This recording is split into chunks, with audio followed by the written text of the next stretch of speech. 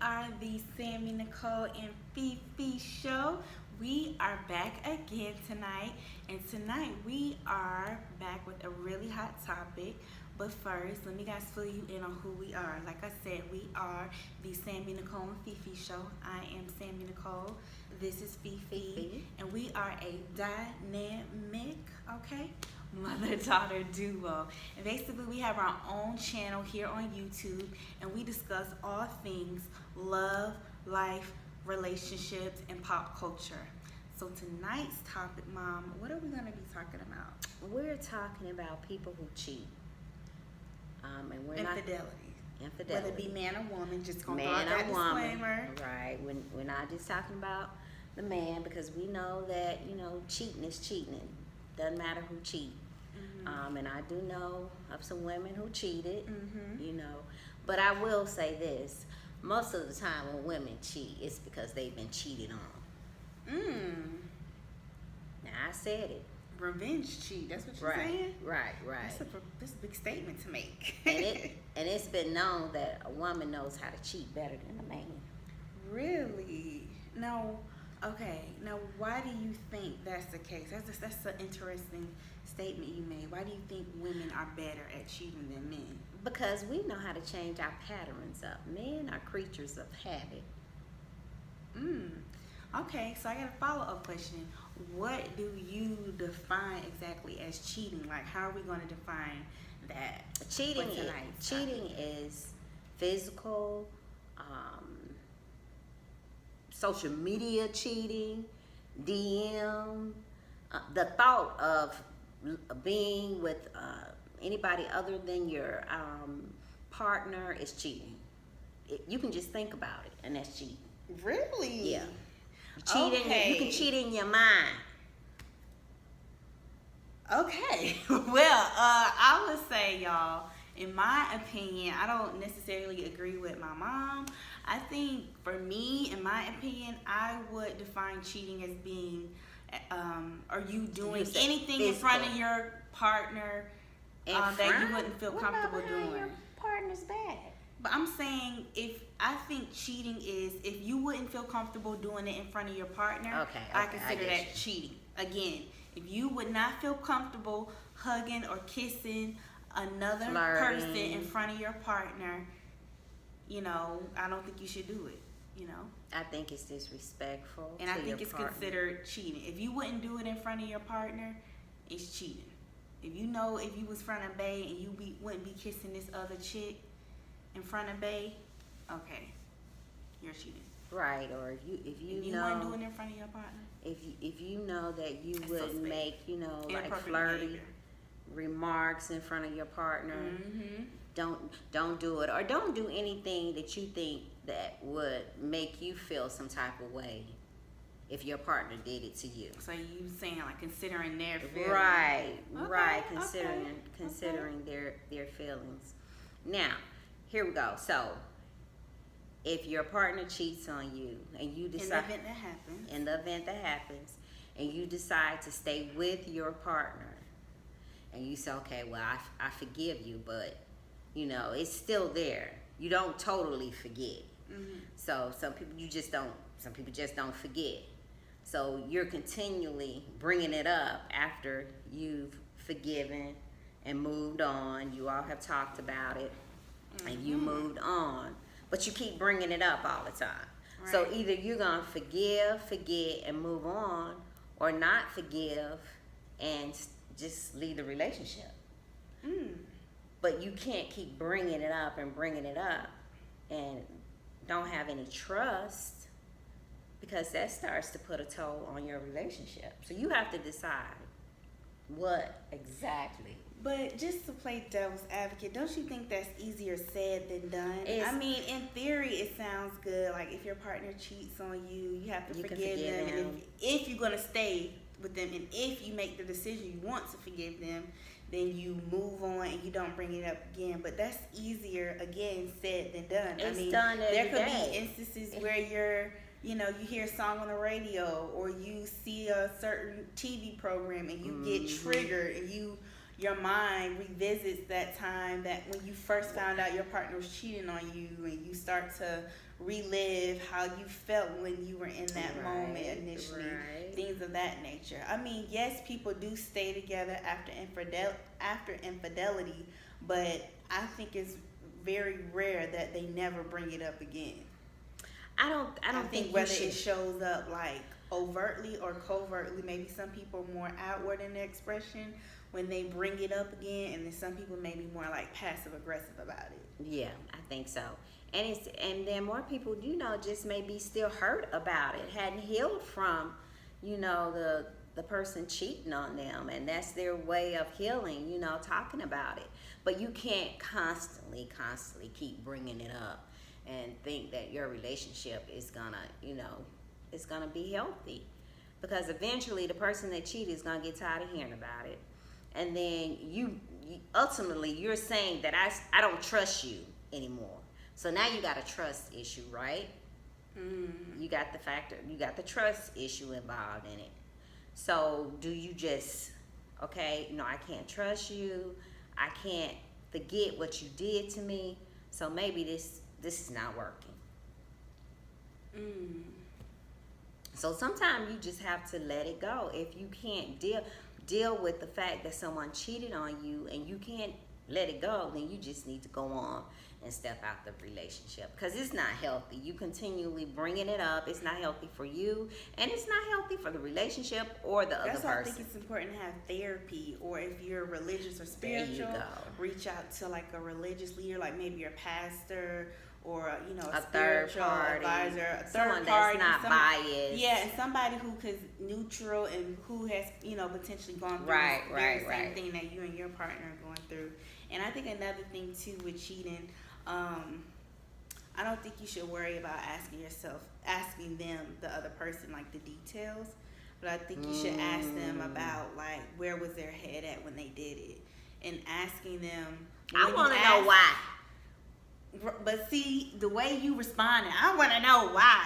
That's going to discourage someone to open up to you and to express themselves. If you want to get some information out of a person, I think it... Well, I wouldn't say it like that, but I would want to know why.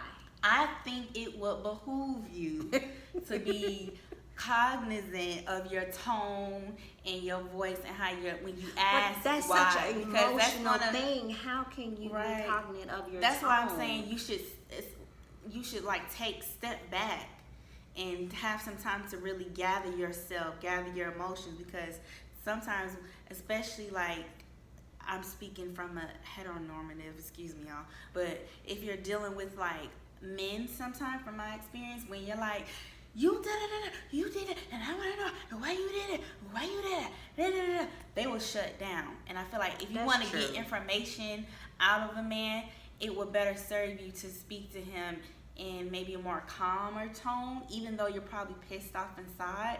Like, you should wait until you calm down first and then approach him, though. So you can kind of get what you want, but I feel like you'll be more likely to get the information you want out of him versus if you like cussing, yelling, and screaming.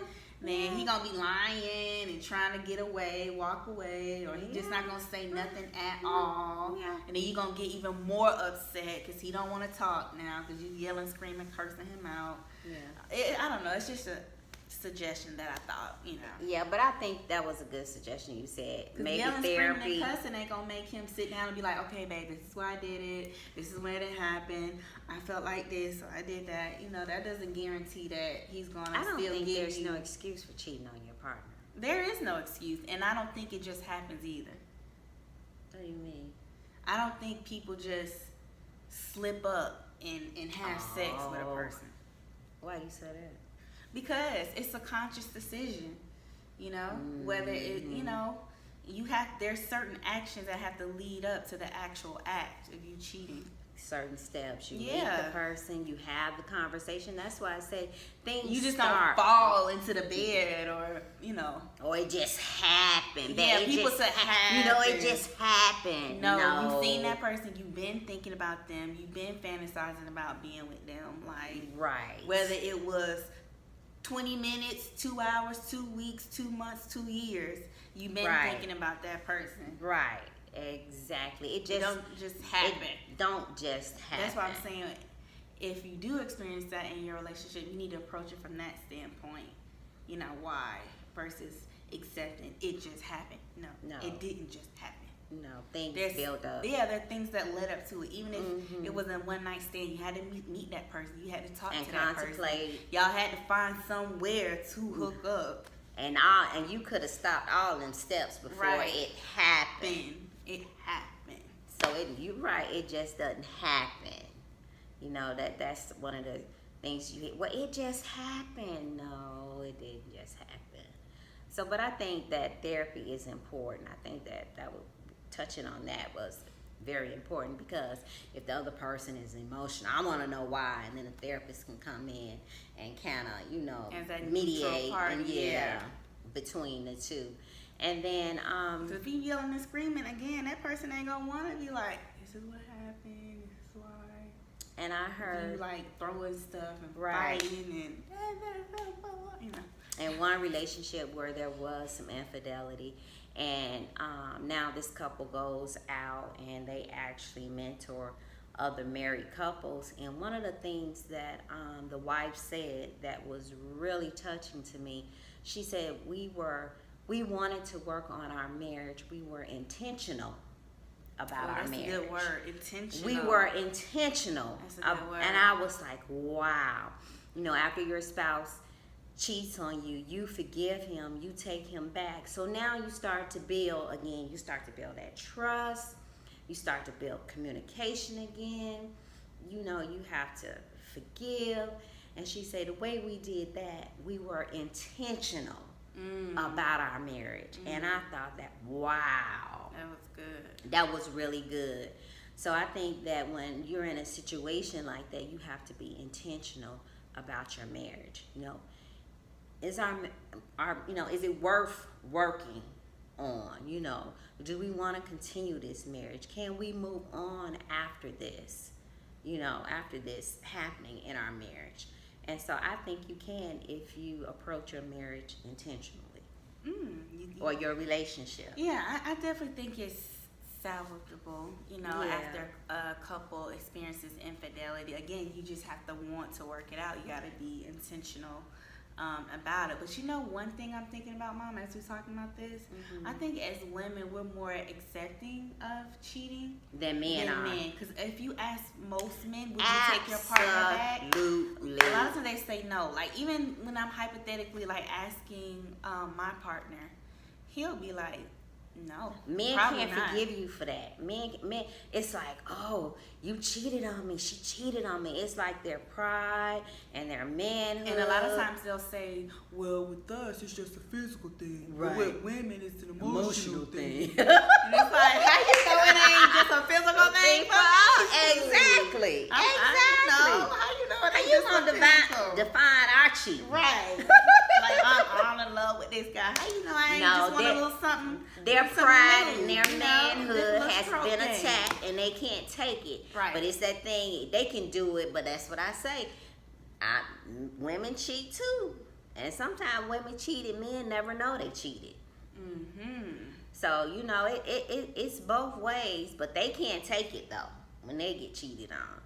They can't take it. And we're more accepting of it as women. Oh, well, you know, I don't think I can make it. You know, he takes care of the household. And you know, what I'm going to do about the kids? And, oh, we've been together for so long. Or I enjoy being intimate with him. Yeah, the sex is good. I'm not going to leave him. Or we've been together so long. How will I know I'll meet somebody else? And I don't want to get back into the dating scene. I don't want to be alone. Yeah, I don't want to be alone. And we just have too much. And then we stay with that person, and all of that time is just eating us up inside. Yeah. We lose a part of ourselves as women. We really do. We really do. So it's just something, you know, to each his own. You know, everybody's situation is different. Not saying that you can't work towards your marriage after cheating or infidelity. And it's possible. Remember, intentional. Be intentional about your relationships and your marriages. And what works for you works for you. Every marriage is different. Absolutely. There is no one set rule book to follow. A marriage. You know, I often hear people giving, you know, advice on marriage, and that's okay. That's